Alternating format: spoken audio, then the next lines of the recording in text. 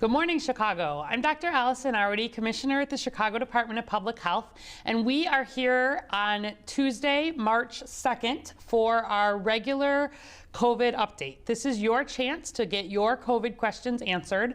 As always, you can put your questions directly into the box below on Facebook. You can also use the hashtag AskDrArwady on either Facebook or Twitter. But before we get to your questions, boy, there's a lot going on. So we're going to look at dashboards, we're going to look at some data, but you also see we have a special guest today. This is Richard Turan, and he is one of the Epidemic Intelligence Service, or EIS, officers assigned here to the Chicago Department of Public Health. And he's going to be talking about a study that came out last week and got a lot of attention and was based on work here in Chicago. So I think maybe let's actually go ahead and have you just introduce yourself a little bit. What is an EIS officer? What have you been doing here in Chicago? Yeah, I'm one of the CDC EIS officers in Chicago. And what EIS is, the CDC has a group of what we like to call disease detectives. And they're assigned throughout the country in different city or state local health departments or at CDC headquarters. And they work for, it's a 2-year training program in applied epidemiology. Great. And I did the EIS training program as part of my training. It was really amazing training in terms of learning how to do outbreak response. And we have loved having Richard be part of this. And so tell folks a little bit about the study that came out so that if they've got questions, they can start putting them in. Sure, yes. So the study that we're going to be talking about today is actually a gym-related outbreak that cdph was working on back in September. It was published last week in MMWR. And what it is it was an outbreak among gym attendees that were attending a fitness class during a 9-day period back at the end of August, early September. And what we identified was 55 cases among 81 attendees of the gym classes. Okay, great. So I know people have lots of questions. They like to ask about gyms. There's going to be more to talk about. But if you want to start putting in any questions related to that or anything else, in the meantime, let's take a look at the dashboard data, and then we'll come back and talk some more about this. So as always, chi.gov/COVID- will get you there directly. And if we pull up the dashboard, if we got it up, you will see right at the top, 2.9% positivity. How about that? That's our first time under 3% positivity as a city. Really pleased to see continued progress there.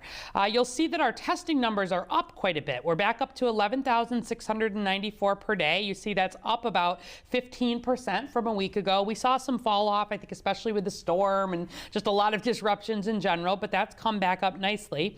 And then our cumulative cases, we have about 244,000 cases to date here in Chicago, and our average is right now at 283 per day. You can see that's up a bit from a week ago. We're up about 6%, but the cases are up 6%, the tests are up 15%. So we know most of that increase is likely due to the rebound in testing. Generally, things very much heading the right way. And in that context, we actually we'll be doing a press conference this afternoon at 1, talking in some more details, but we are going to be able to make some more careful reopening movement. So we'll be moving, for example, from 40% to 50% capacity at a number of settings around Chicago, including in restaurants. Actually, gyms are getting a little bit of a relaxation too. We're letting the in-person fitness classes go up to 20, but with masks, and we'll talk about that. So everything's definitely heading the right way in terms of these numbers. I also wanted to pull up for you, because I know there's been a lot of questions just about kind of how are we doing overall.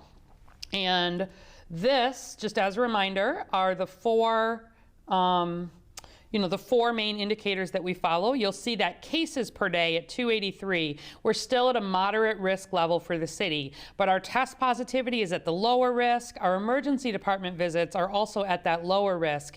And then ICU is getting down toward the bottom end of moderate risk. So everything's heading the right way. We're still quite a ways from low or controlled transmission, but definitely heading the right way.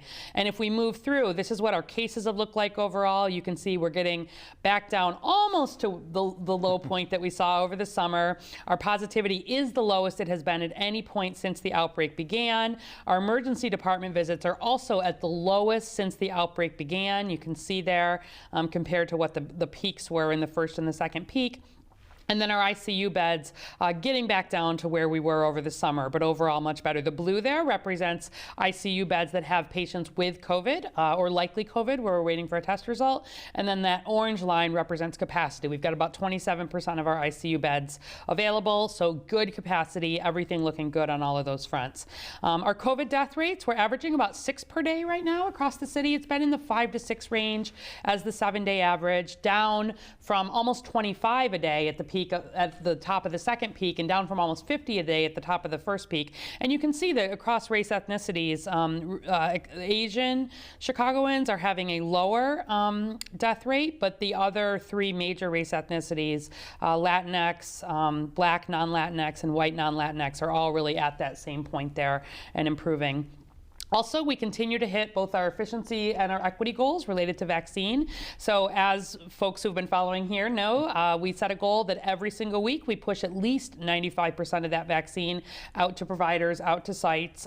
We've been meeting that. Last week, 98% of our doses were pushed out to providers. The few that are not are basically held for second dose issues or if there's any kind of problem, but we've been meeting that every week. And then similarly, we've set this goal of wanting to see at least 85% of our vaccine into arms a week after delivery, and last week we were at 100% of those doses administered 7 days after delivery and reported. Some of that with the weather-related shipping delays. I think everybody got a sense that there is no vaccine sitting on shelves here. Like when we had even a few days of shipping delays, we did see some fall off, which has now rebounded in terms of this. And then finally, our percentage of first doses administered by race ethnicity. Again, for this 3rd week, we're holding at 50% combined of our doses going to Black and Latinx Chicagoans, which is our primary goal. So that's all looking good. This is still showing some of the where we're focusing on in terms of our Protect Chicago Plus.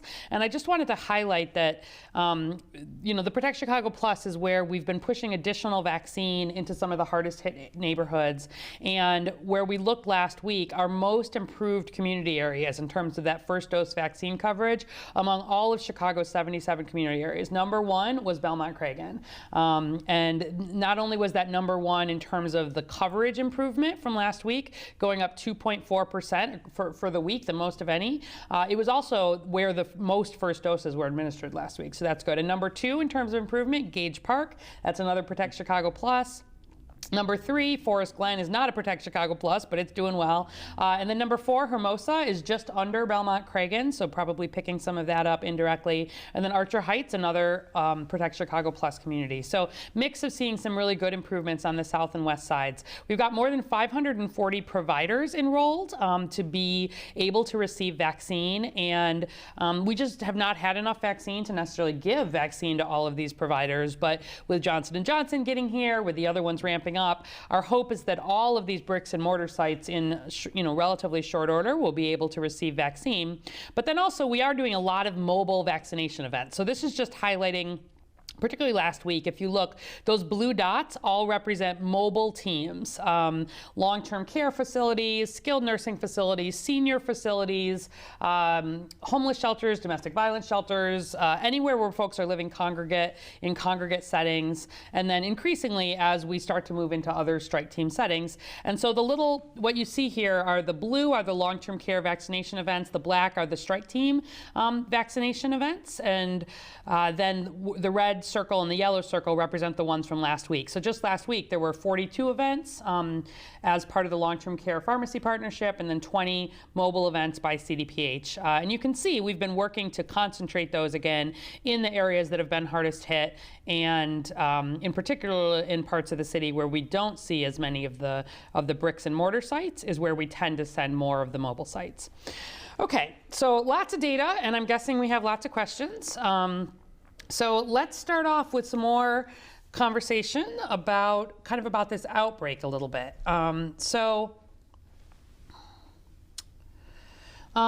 Let's just kind of start out. So you told us just a little bit about the outbreak, but give us some details about how CDPH learned about the outbreak. People don't always, I think, understand how this all works. Like what happens when we see a signal of concern, and what do we do? Yeah, of course. So anytime someone tests positive for COVID-19, that test result is reported to the health department. And what cdph does on their end is every time they get notified about a positive COVID-19 result is that we perform a couple of investigations and contact tracing of those cases that are reported to us. And back in the fall, when we were having a case investigation conversation with someone who had recently tested positive, during that conversation, that individual mentioned that they were aware of several other individuals who had attended the same gym that were also testing positive, and they provided us with that facility's contact information. And what cdph did was we reached out to the facility, to the gym, and we let them know what we had found out, and they told us that they had actually been told on September 1st that one of their gym members had called them and notified them that they had tested positive. Good. And when that happened, the gym actually closed. Good. And what they did was they contacted all of their members that had attended in-person classes from August 24th through September 1st. And they notified them that they had been notified about a positive case. And during those conversations, what the gym ultimately learned is that close to around 40 of their members had already tested positive for COVID, or they were experiencing COVID-like symptoms. Mm-hmm.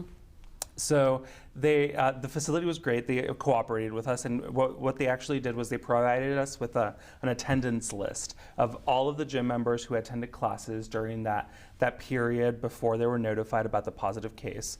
And what we did on our end was we reached out to all of those members and we administered a questionnaire.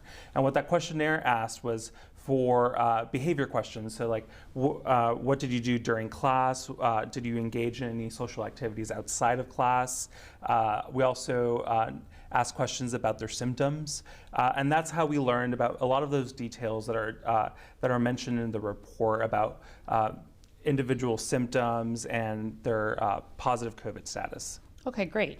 We'll work on getting a link to the report. And just so folks are aware, this was actually something we had talked a little bit about publicly more as it was going on. I remember talking at a high level as we were giving some warnings around gyms, et cetera. But it was published in the MMWR, which is the Morbidity and Mortality Weekly Report. It's like the main leading kind of journal every week that the CDC puts out. And they were really interested in this because it was a very in-depth investigation into a gym exposure. And they published the one here from Chicago as well as one from Hawaii at the same time. So talk to us a little bit about what precautions the gym had in place before they were aware of the outbreak, and why maybe, was that enough to prevent the outbreak? Just because I know a lot of folks go to the gym and have these kinds of questions. Yeah, so the gym actually had a lot of COVID precautions before they were aware of the outbreak. So when a gym member would come to the gym, they were actually required to enter the building with a mask on, and they actually took their temperature at the door. And the gym members were also asked to fill out a symptom screener, asking them about any COVID-like symptoms. The one thing that did happen, though, is that when these members did go inside of the class, they were allowed to take their masks off. Everyone was physically distanced. However, the gym members, a lot of them did take off their masks while they were exercising. Okay. And, I remember, looking in the report as I was hearing about this, just that there were quite a lot of folks who had attended a class actually during the period where they were potentially infectious or contagious. So, how did cdph figure that out? How does this investigation kind of move then from there? Yeah, so 22 of the gym members that attended those classes actually attended while they were in their infectious period. And what cdph did was we estimated the infectious period. So we know that 2 days before someone starts having symptoms, they are potentially infectious. And what we call this the pre-symptomatic period, because you feel completely fine. You have not started to develop symptoms. However, it is possible that you are potentially infectious to others. So we asked during our questionnaire, we asked everyone that we interviewed the date that they started feeling symptoms. And what we learned by asking that question and comparing that question to the class attendance sheet that the gym provided us is that there was a group of gym attendees that attended the classes after they started developing symptoms. And this is really where the symptom screener comes in. Yeah. And a symptom screener is only as good as the responses that you're getting and whether individuals are filling out that symptom screener accurately. And whether they're taking the time to go through each question and really think about, well, have I had a sore throat in the last couple of days? And then, so there was that group of gym attendees. And then there was another group of gym attendees that felt completely fine. And those were the gym attendees that attended class the day of symptom onset. However, they probably most likely attended the gym right before developing symptoms. So they felt fine. They were unaware that they had COVID.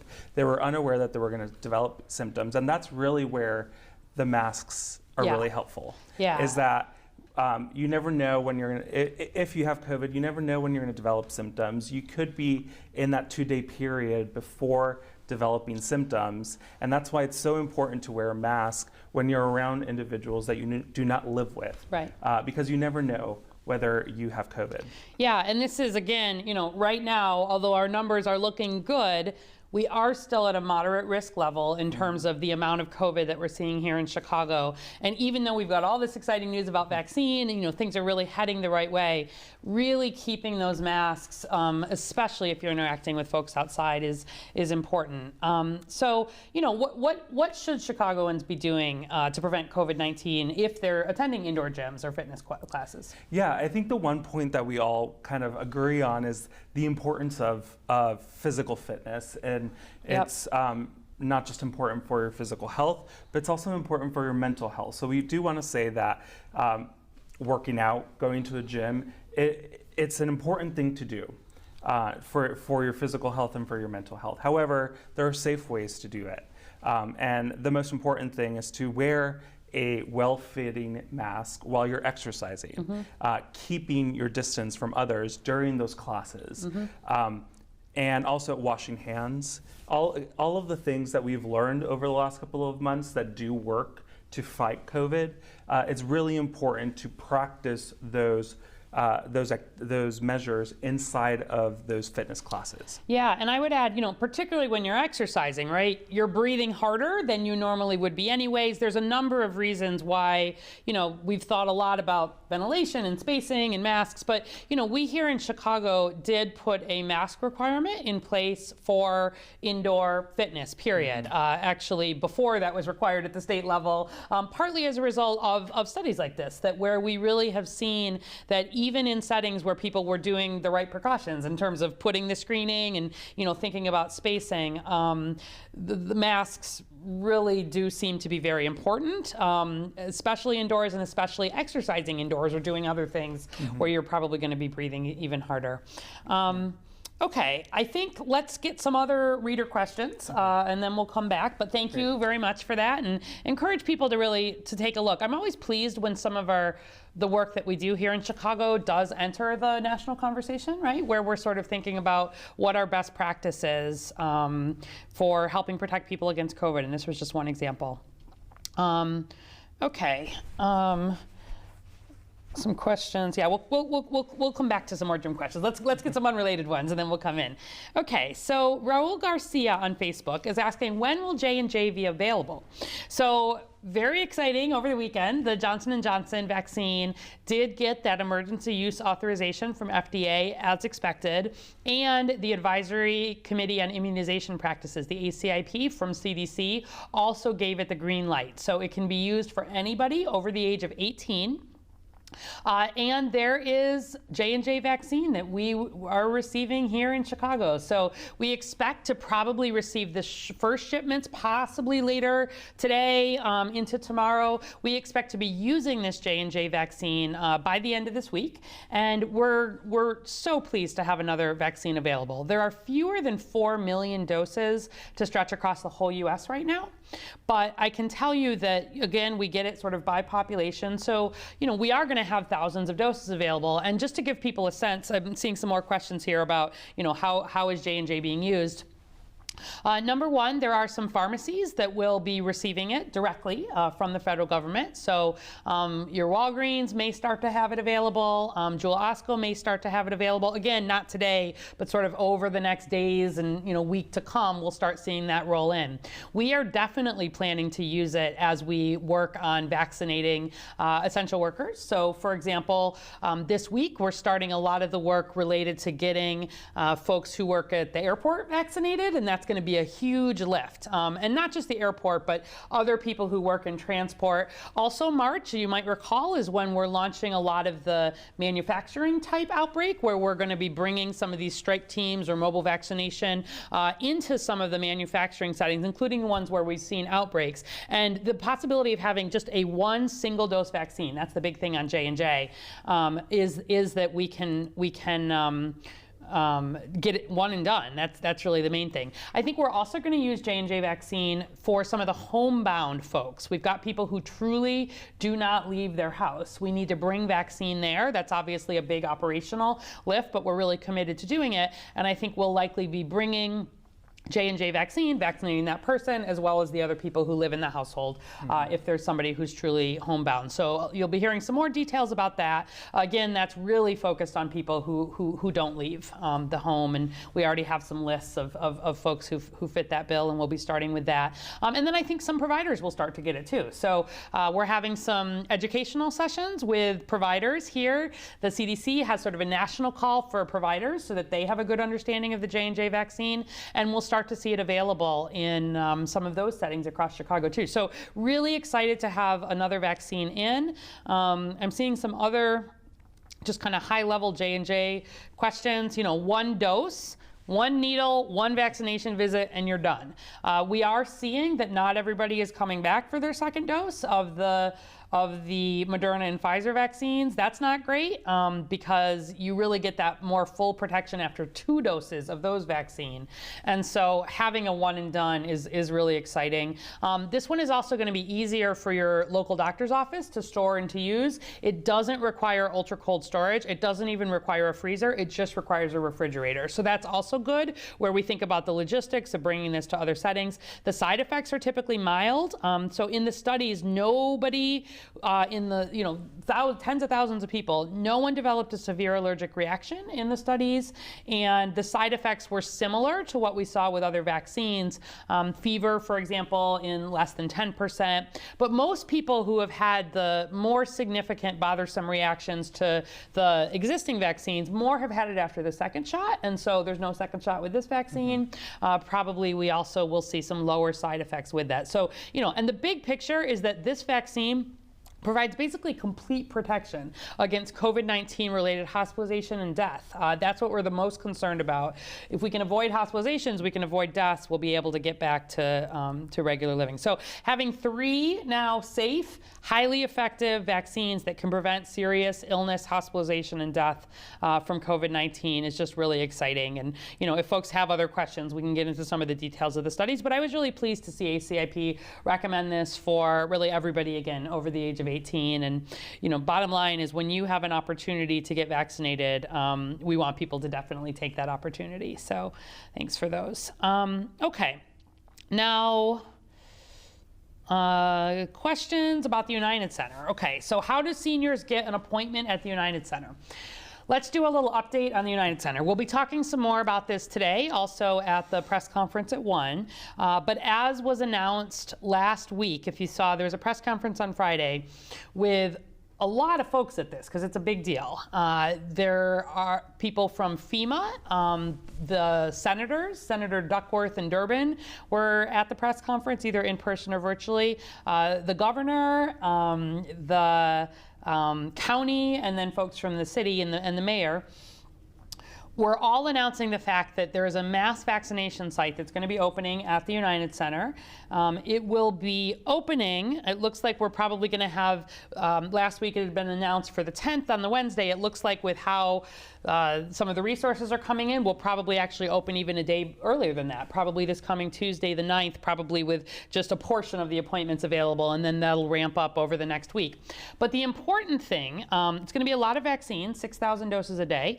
The important thing for people to hear is that beginning this Thursday at 8:30 a.m., appointments are going to open for the United Center. Vaccinations are not starting until the next week, but appointments will open this Thursday at 8:30 a.m. Appointments will only be open to people 65 years and plus, 65 years and older. Appointments will stay open only for seniors, people 65 and plus, from Thursday at 8:30 a.m. all the way through Sunday at 4 p.m. So Thursday, Friday, Saturday, Sunday is the time that if you are over the age of 65, you know someone over the age of 65, please help them get an appointment. We are going to be using ZocDoc for this, just as we have for other large vaccination events in Chicago that are open to the public. So ZocDoc.com/vaccine. But you can't sign up yet. You can go in there now and you can put your email address, but the appointments will come available 8:30 a.m. on Thursday. Then, once we get to Sunday, if we don't see all of the appointments taken by people over 65, starting 4 p.m. on Sunday is when we would then open up to people with underlying conditions. Just as a reminder, here in Chicago, we've not been able to move to that 1B plus because we still have, we have 1 in 8 Chicagoans now have gotten that first dose of vaccine, 1 in 3 Chicagoans over the age of 65, but we want to get to the point where 2 in 3 Chicagoans at least, over the age of 65 have gotten vaccinated. So there's a lot happening related to getting seniors vaccinated. The United Center is not the only thing.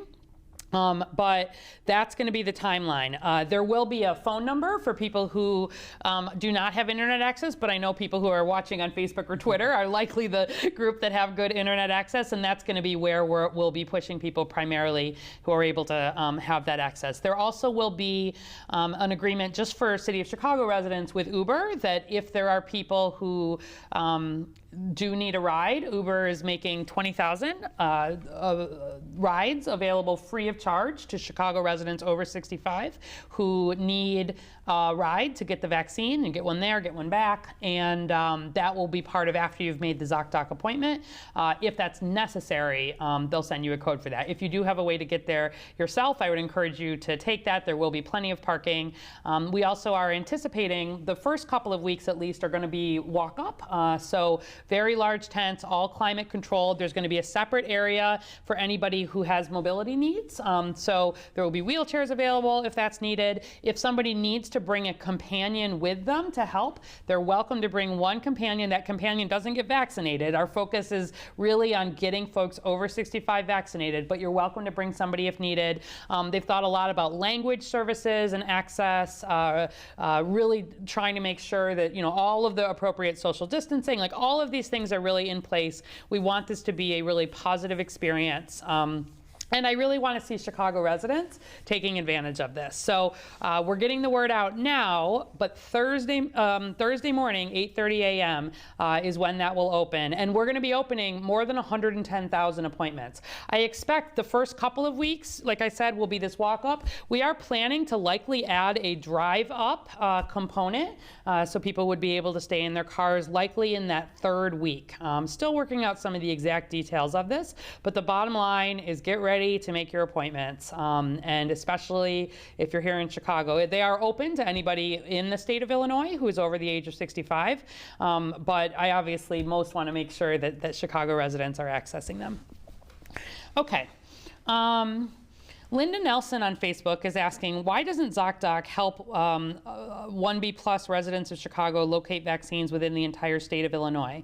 Carbondale has open slots, but ZocDoc doesn't communicate this. So ZocDoc, just to be clear, that is not a City of Chicago solution. ZocDoc is a national solution. They are the largest online appointment scheduler even prior to COVID, prior to vaccine. And so here in Chicago, we've partnered with them because they're already connected to a lot of electronic health records. And really any provider is welcome to connect into ZocDoc if they like, and would be able to make appointments available through there. I think we are starting to have a few now that are available outside Chicago, but that is really up to individual providers if they want to take advantage of it. It is free. There is no cost to the city or the jurisdiction or the provider.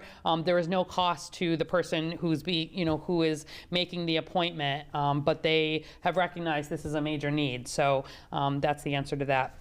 Jude Kamler on Facebook. Will you be recruiting volunteers to help with the United Center vaccination site? So most of the personnel at the United Center vaccination site are actually going to be federal personnel.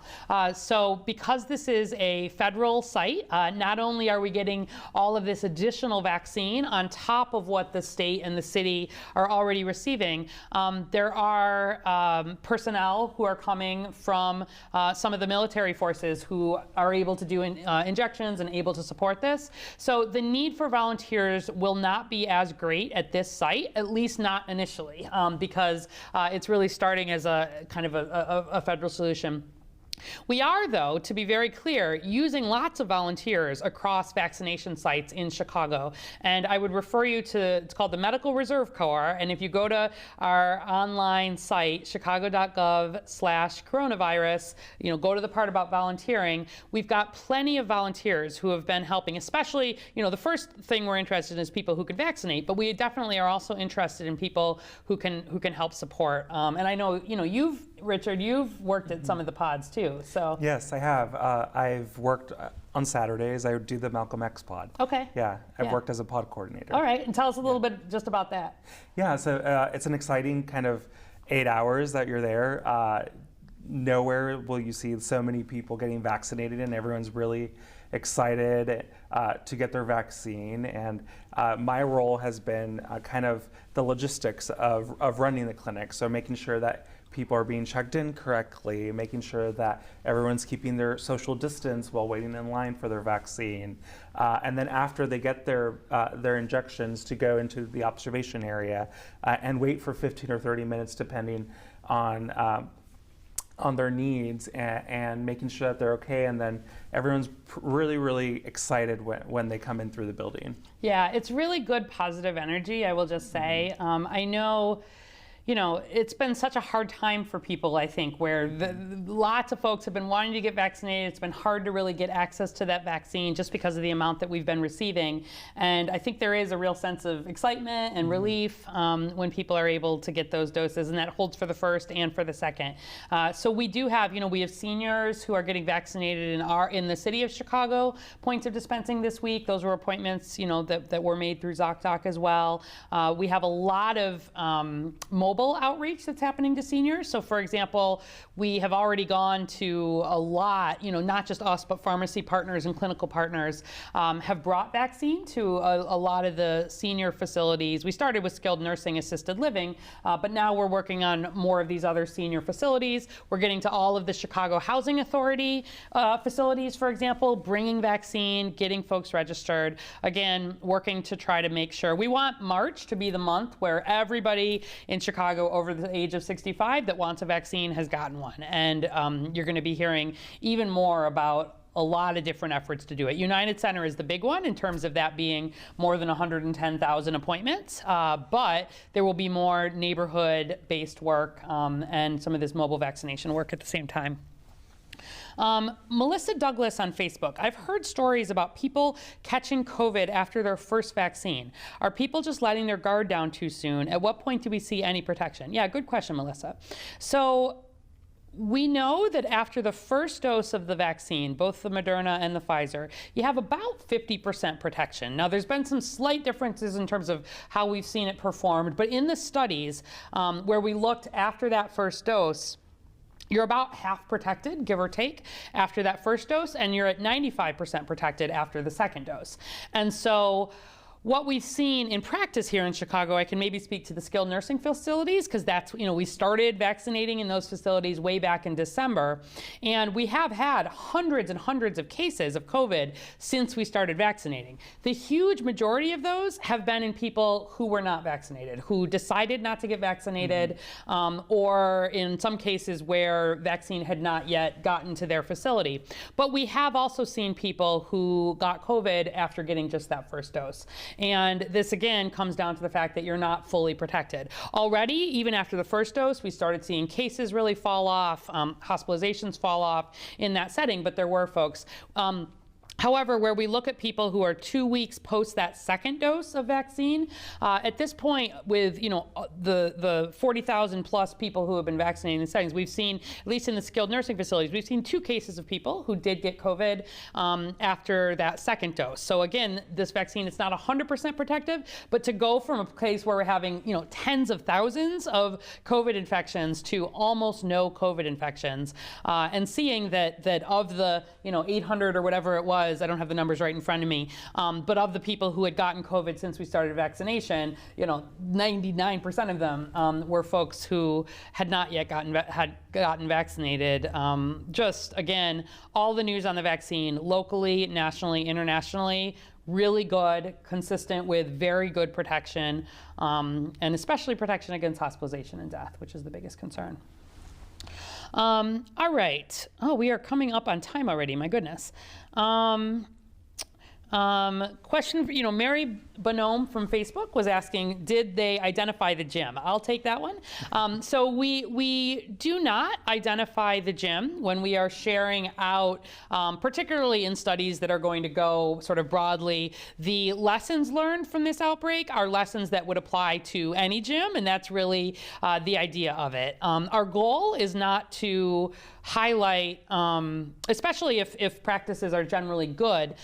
It's the same reason that we don't always announce the location of any outbreak. If we think there is ongoing concern, if we think that any establishment is not following appropriate COVID precautions, in that case, yes, we would be announcing, naming, sort of letting folks know that, and or shutting businesses down. We also will do that. But in a setting that has an outbreak, that has very good cooperation with the health department, changes practices where it may be necessary, where there is not an ongoing threat to the public, we typically do not make that announcement. So good question for that. Okay. All right, and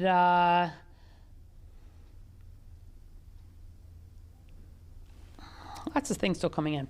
I think maybe just in the last couple of minutes here, Richard, you're an epidemiologist. This is something that people, I think, didn't know what an epidemiologist was even so much before COVID. So talk to us a little bit about kind of your role as an epidemiologist, your training before, and then how that's kind of fit in, and just some of your experience here, how your prior training has fit into your experience here. Sure, yeah, absolutely.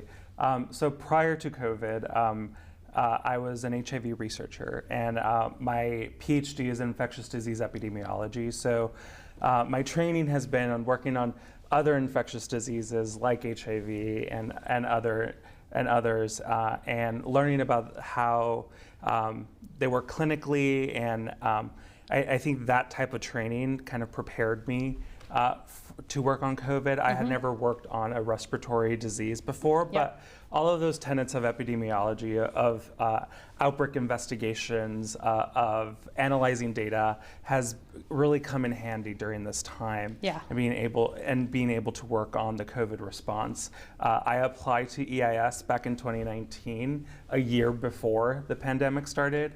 So I had no idea kind of what I was going into, obviously, and it's been kind of an exciting time. It's been a hard time as well. I've had several family members who have had COVID and have passed away from COVID.